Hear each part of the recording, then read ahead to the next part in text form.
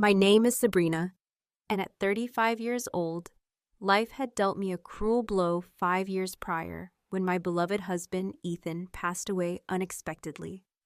That day remains etched in my memory as the absolute worst, and even now, a phantom limb of longing sometimes jolts me awake, my hand reaching across the cool, empty expanse of the bed beside me.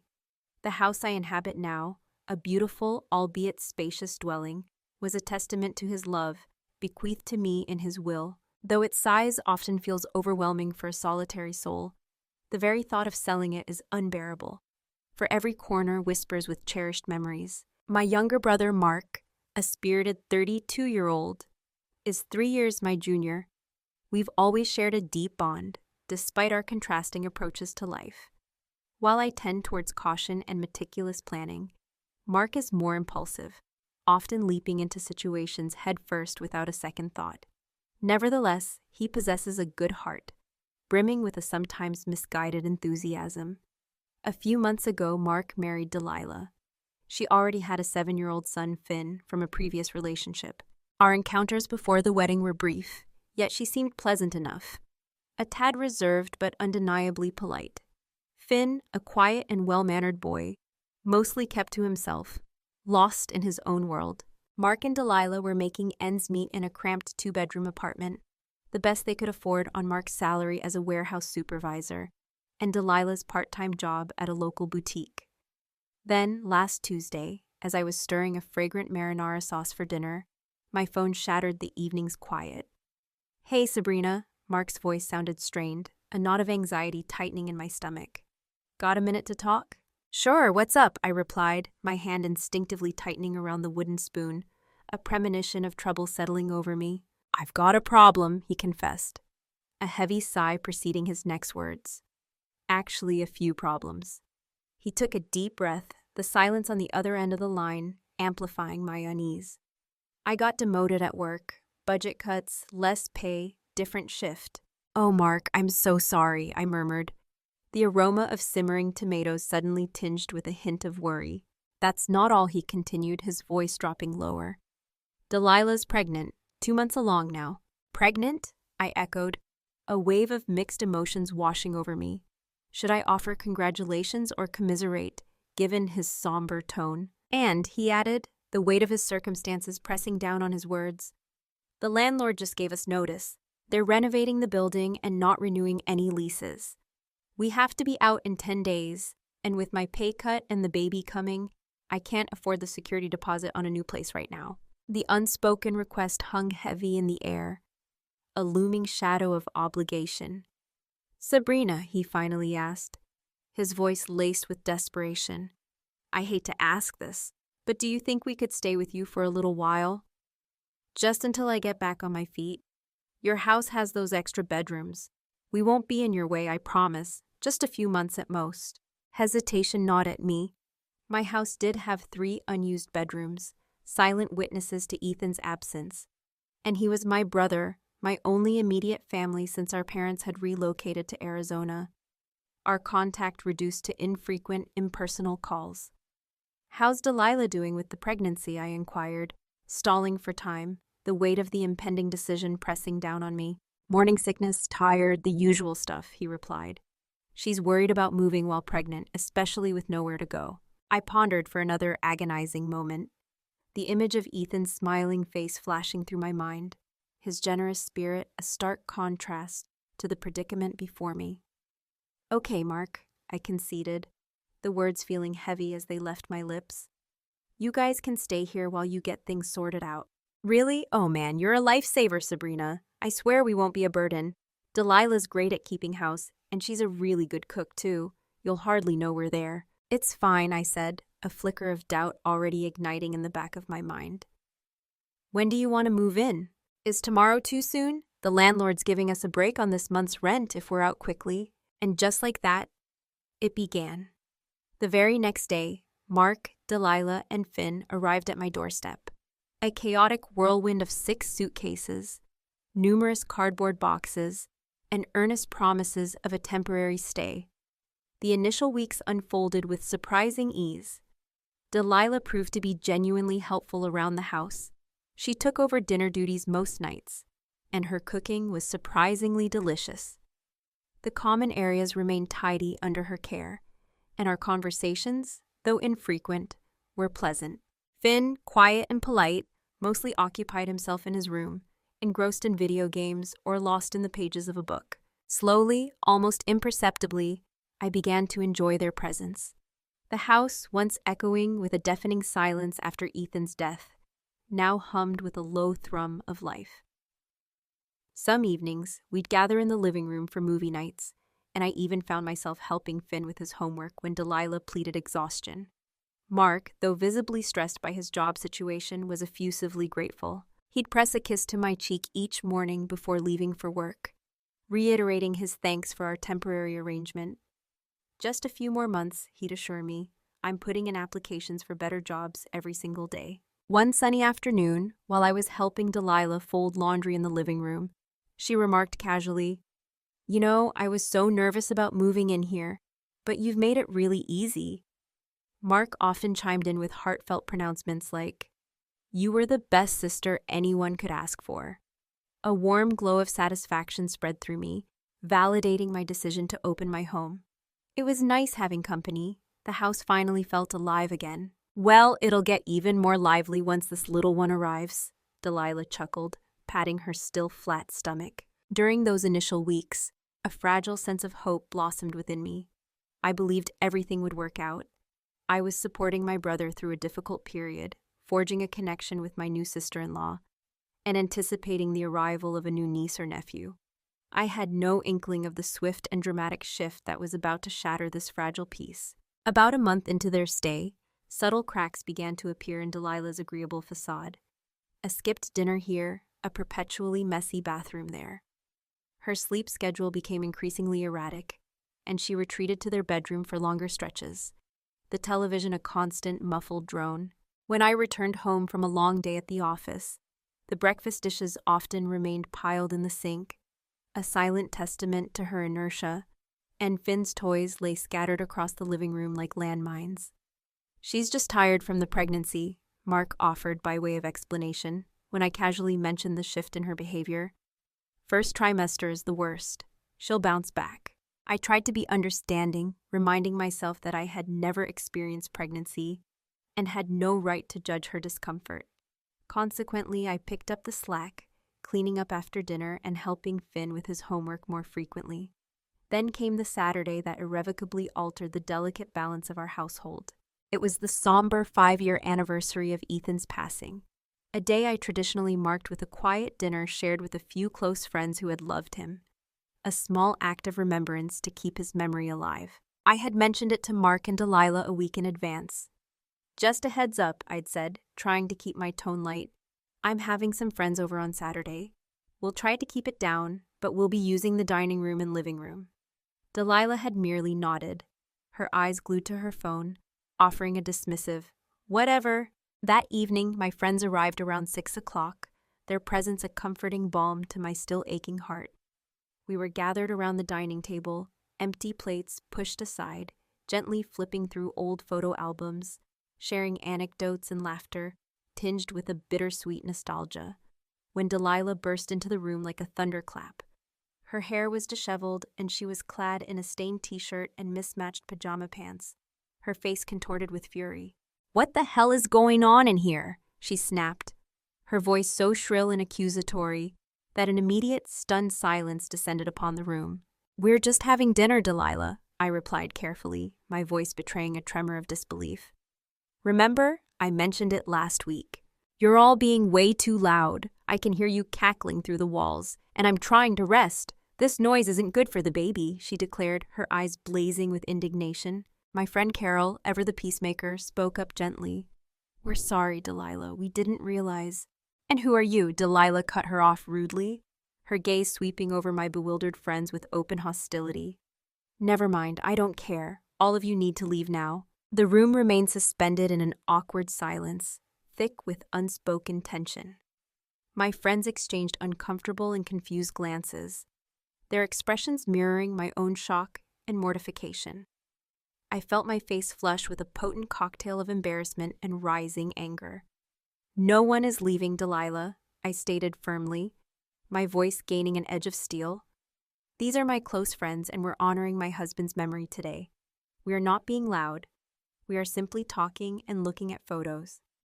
It's your husband's death day? Delilah scoffed, her voice dripping with disdain. Well, he's been dead for years. Get over it already. She glared at me, then at my stunned friends, her contempt palpable. This is ridiculous. I need peace and quiet. With that, she spun on her heel and stormed out of the room, the resounding slam of the door punctuating her dramatic exit. My friends, bless their hearts, tried to pretend the ugly scene hadn't occurred, but the evening's delicate atmosphere had been irrevocably shattered. They left early, offering tight hugs at the door and casting concerned glances back at the closed bedroom door. That night, I waited up for Mark, the simmering resentment inside me threatening to boil over. When he finally arrived home from his late shift, the weariness etched on his face did little to soften my fury. Your wife just humiliated me in front of my friends, I began, my voice trembling with suppressed anger. She told them to leave my house and said absolutely vile things about Ethan. Mark rubbed his tired eyes, a weary sigh escaping his lips. I'm so sorry about that, Sabrina. She's been having a really hard time with mood swings. The pregnancy hormones are really hitting her hard. Pregnancy doesn't give her the right to be cruel and disrespectful, Mark, I retorted, my voice rising despite my efforts to remain calm. I know, he placated, running a hand through his disheveled hair. I'll talk to her, I promise. Just try to cut her some slack, please, for me. I reluctantly agreed, mostly because I dreaded a confrontation with my brother. However, whatever conversation Mark had with Delilah did absolutely nothing to improve her atrocious behavior. In fact, things spiraled downwards with alarming speed. She began to complain incessantly about everything, the aroma of my morning coffee, the volume of my television at night, even the perfume I had worn for years. That smell makes me want to throw up, she'd announce dramatically if I dared to apply even a hint of fragrance. Are you trying to poison my baby? One evening, as I was preparing a simple spaghetti dinner, the garlicky aroma filling the kitchen, Delilah walked in and immediately clapped a hand over her nose, her face contorted in exaggerated disgust. God, that garlic is making me sick. You know I can't stand strong smells right now. I'm just making dinner, Delilah, I replied, my patience wearing thin. Well, make something else, or better yet, don't cook at all. Your food always stinks up the whole house. That was the breaking point. I turned off the stove, the simmering sauce abandoned, and grabbed my purse. Fine, I retorted, my voice tight with anger. Cook your own dinner if mine is so offensive. After that, I ceased cooking at home entirely. I started eating lunch at work and picking up takeout on my way home, a costly but seemingly less confrontational alternative to dealing with Delilah's constant barrage of complaints. Finn's behavior also underwent a disturbing transformation. The once polite and quiet little boy now met my simple requests with eye rolls and blatant disrespect. Finn, could you please pick up your backpack from the hallway? I asked one afternoon, my tone gentle. Why should I? He shot back, his voice laced with a newfound insolence. You're not my mom. My mom says I don't have to do what you say. I was utterly taken aback, unsure how to respond to such blatant defiance. What poisonous words had Delilah been feeding him? My friends, once a source of comfort and normalcy, stopped visiting. The last time Melanie had come over, Delilah had stormed through the living room no less than 3 times, slamming doors and muttering loudly enough for us to hear about inconsiderate people and noise pollution. Turn that TV down, she had shrieked from the hallway, despite the fact that the television wasn't even on.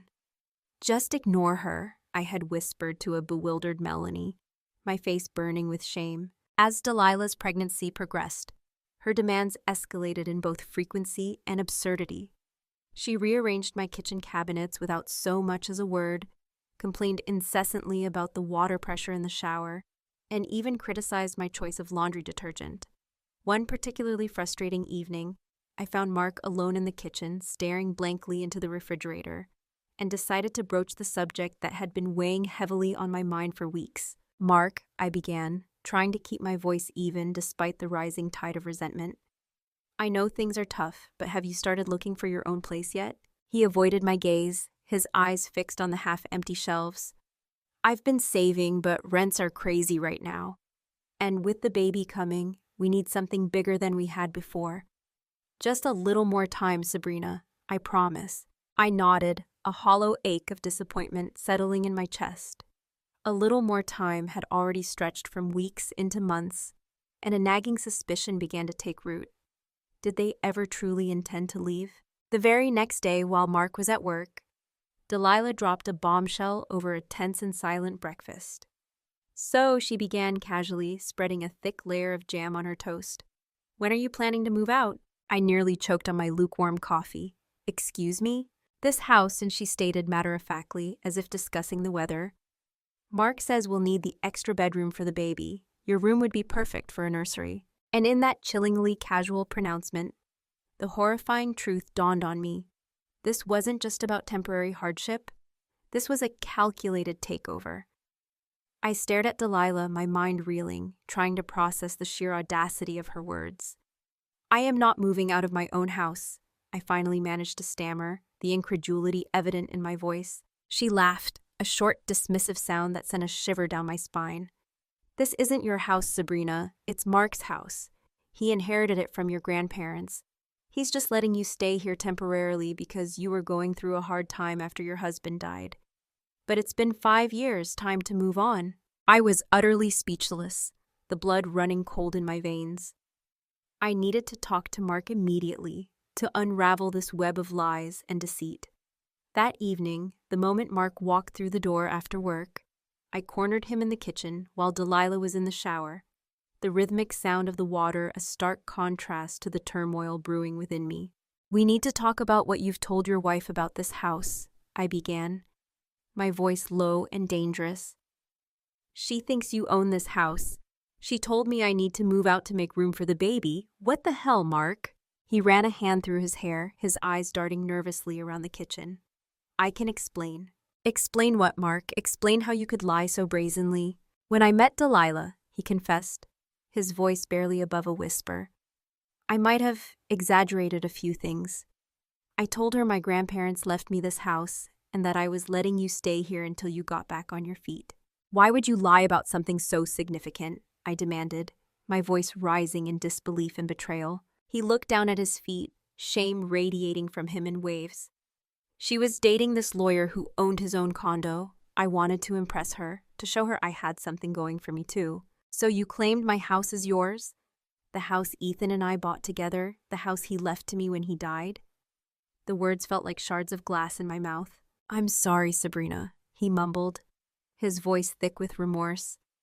"I meant to tell her the truth eventually, but then we got married and it got harder and harder to admit I'd lied." I couldn't believe the depth of his deception. "You need to tell her the truth, Mark, today." "I can't just drop this on her now. She's pregnant, stressed." "If you don't tell her, Mark," I interrupted, my voice firm and unwavering, "I will." Okay, he conceded, his shoulders slumping in defeat. "I'll talk to her. Just give me a little time to find the right moment." But days bled into a week, and Mark continued to find flimsy excuses to postpone the inevitable conversation. Meanwhile, Delilah grew bolder and more entitled in her demands, completely oblivious to the precarious foundation upon which her assumptions were built. At breakfast a week later, she made her move. "So I've been thinking about the nursery," she announced, swirling the remaining milk in her cereal bowl. "I need you to clear out your room in the next 2 weeks. The baby will be here before we know it, and we need to start setting things up." I looked pointedly at Mark, who was suddenly engrossed in the sports section of the newspaper, feigning ignorance. "Mark," I said, my voice dangerously calm, "is there something you want to tell your wife?" He squirmed in his seat, avoiding my gaze, but remained stubbornly silent. "Fine," I said, my voice laced with icy resolve. "The show's over, Delilah." Her brow furrowed in confusion. "What are you talking about? This house has never belonged to Mark. It was my husband's, and he left it to me when he died. Mark has absolutely no claim to it whatsoever." Delilah's face underwent a rapid transformation from stunned disbelief to incandescent rage in a matter of seconds. She swiveled in her chair, her eyes locking onto Mark. "What is she talking about?" Mark looked utterly miserable, the weight of his lies finally crushing him. "I was going to tell you." "Tell me what, Mark?" Delilah's voice rose, sharp and accusatory. Sabrina's right, he mumbled, his gaze fixed on the tabletop. This is her house. I never owned it. Delilah shot to her feet so abruptly that her chair crashed backward against the tiled floor. You've been lying this whole time? You told me your grandparents left you this place. I know, and I'm so sorry, Mark stammered, his face pale with fear. I didn't want to worry you. Worry me? Delilah shrieked, her voice cracking with fury.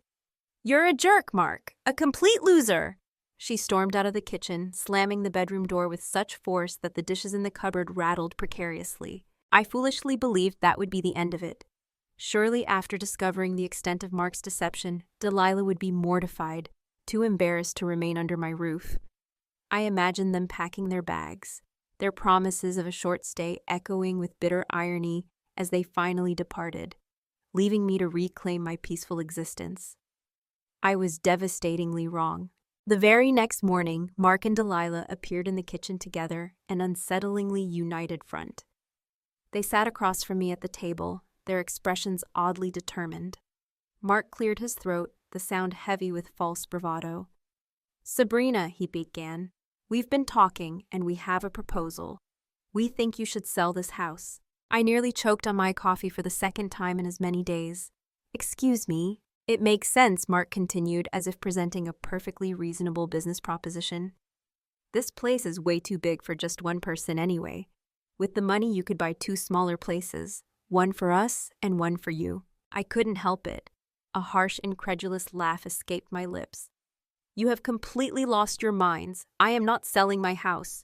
But I'm your brother, Sabrina, Mark pleaded, his voice taking on a wounded tone. Family helps family. I have helped you, I shot back, my anger finally reaching its boiling point.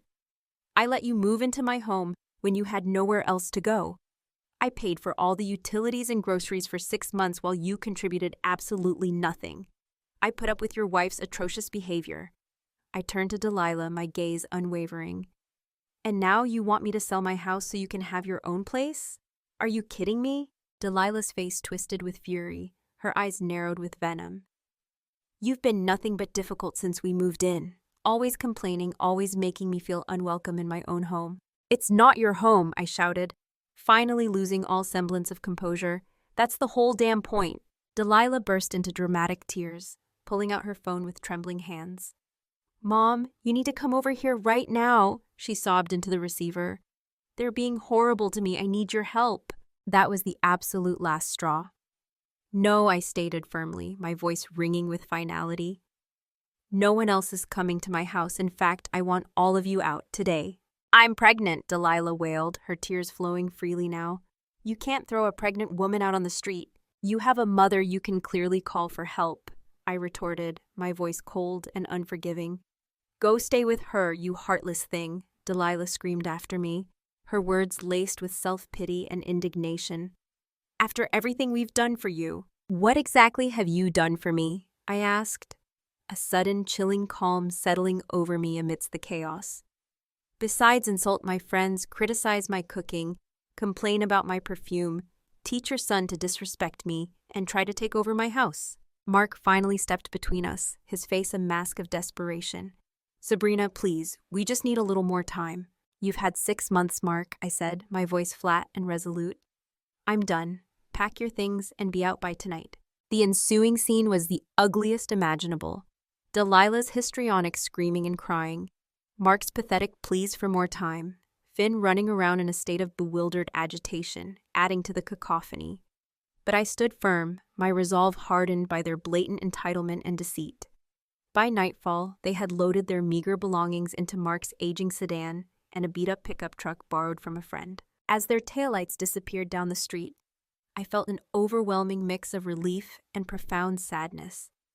How had things gone so wrong between my brother and me? That night, I dialed Catherine's number, my former mother-in-law. We had maintained a close relationship after Ethan's death, and her wisdom and unwavering support had been a lifeline during my darkest days. Change the locks, she said immediately after hearing my tumultuous tale, her voice sharp with concern. And get security cameras installed. I don't trust that woman not to try something stupid. Heeding her advice, I called a locksmith the very next day, and a security system was installed shortly thereafter. It felt like an excessive measure at the time, a fortress against a threat I hoped would never materialize. Little did I know how prescient Catherine's warning would prove to be. 2 weeks after the tumultuous eviction, I had to embark on a 3-day business trip, a necessary obligation that filled me with a gnawing anxiety. Leaving the house empty felt unsettling, a stark reminder of Ethan's absence. However, the newly installed locks and security cameras offered a modicum of reassurance.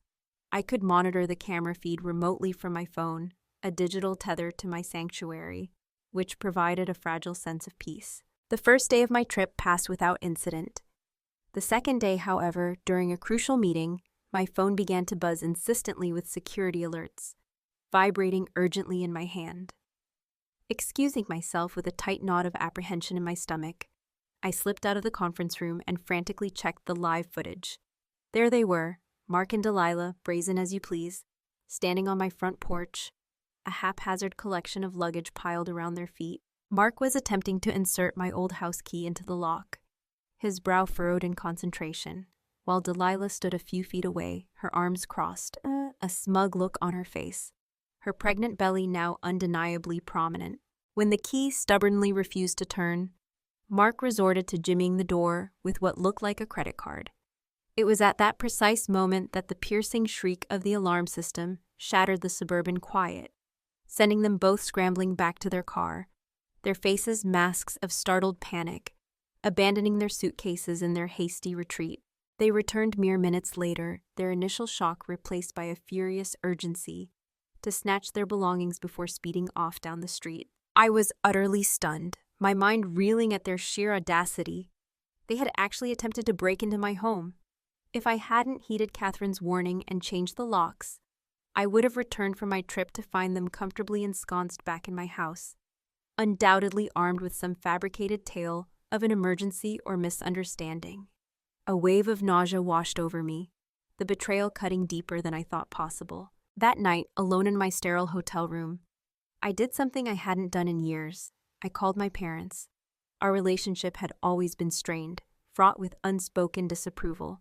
They had never truly accepted Ethan, believing I had married too young, and generally found fault with my life choices. The chasm between us had widened after Ethan's death, their well-meaning but ultimately unhelpful platitudes grating on my raw grief. Our contact had dwindled to brief, perfunctory calls on birthdays and holidays. "Sabrina, is everything okay?" my mother answered, her voice laced with surprise at the unexpected call. "Not really, Mom," I confessed, the dam of my carefully constructed composure finally breaking. And then the whole sordid story poured out of me in a torrent of emotion.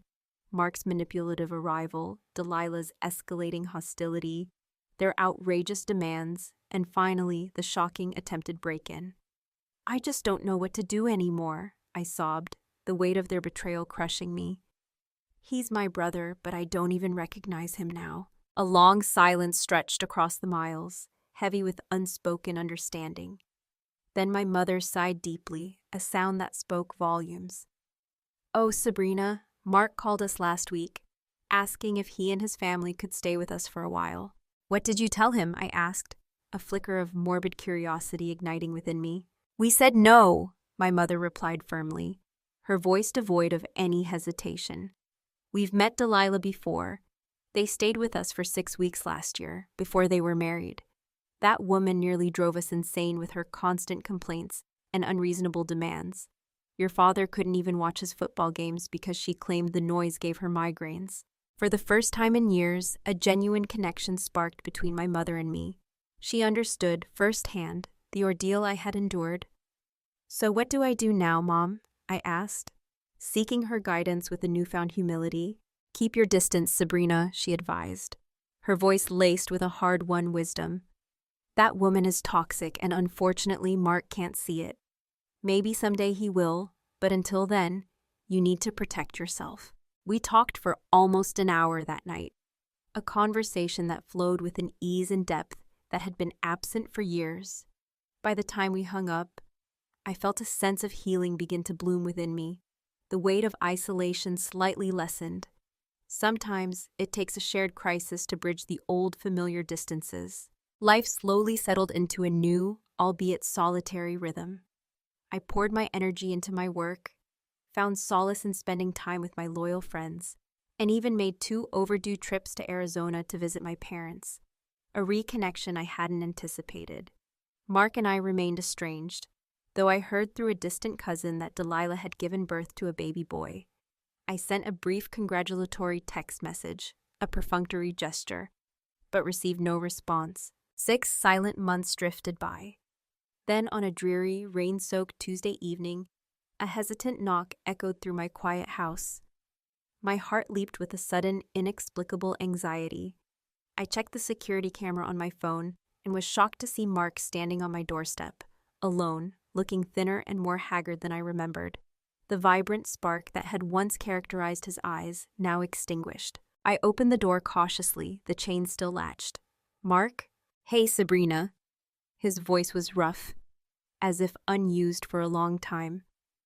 The familiar cadence tinged with an unfamiliar weariness. "Can I come in just to talk? I promise." Reluctantly, I unlatched the chain and allowed him entry.